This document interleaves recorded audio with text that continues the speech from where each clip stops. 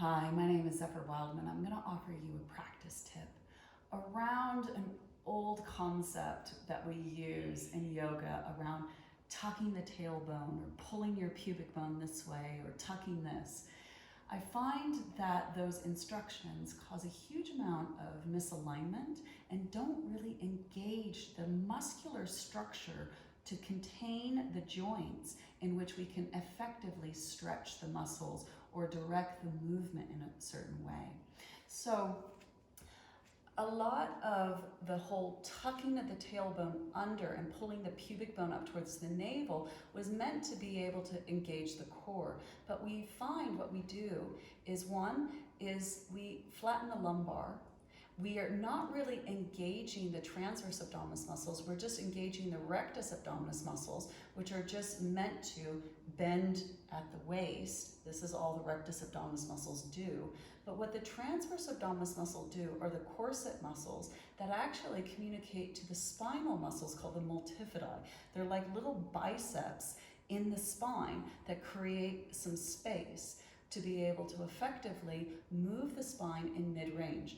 Multifidi don't like extreme back bends or extreme flexions, forward bends, or extreme twists, etc. But in mid-range, it's really important to keep those multifidi muscles active to be able to have more spinal health and long-term effectiveness in your asana. So notice the difference between this action, where in a neutral spine, you should have a slight anterior tilt of the pelvis, where your hip bones and pubic bone are aligned, and you'll notice that there's a natural little lumbar curve, a thoracic curve, a cervical curve, yeah? Now, when we tuck our tailbone under and draw our pubic bone up to our navel, we flatten the lumbar curve, and actually it pulls the chest down, creating more of that collapsed chest.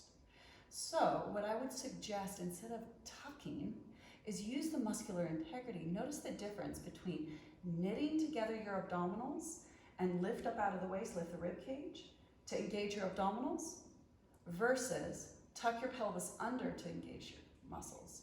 Notice the difference of what it feels like on your sacrum. So release, knit together, and notice what it feels like on your sacrum, the stability in the legs, the stability of the spine, versus relax that. And now tuck your tailbone under. So see the difference and try to practice that in all your poses, standing poses, seated poses, of knitting together, zip up the zipper, and then either abduct the legs, draw your legs one way to the other, but maintain that knitting and zipping up. And don't cue from the tailbone or the pubic bone, more about engaging the abdominals, hinging at the hips or extending up out of the waist to try to create the action.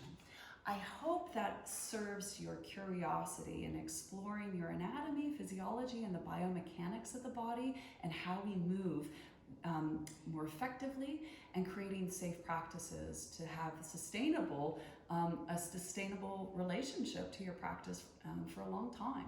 So hopefully that has served you, and I hope to see you again.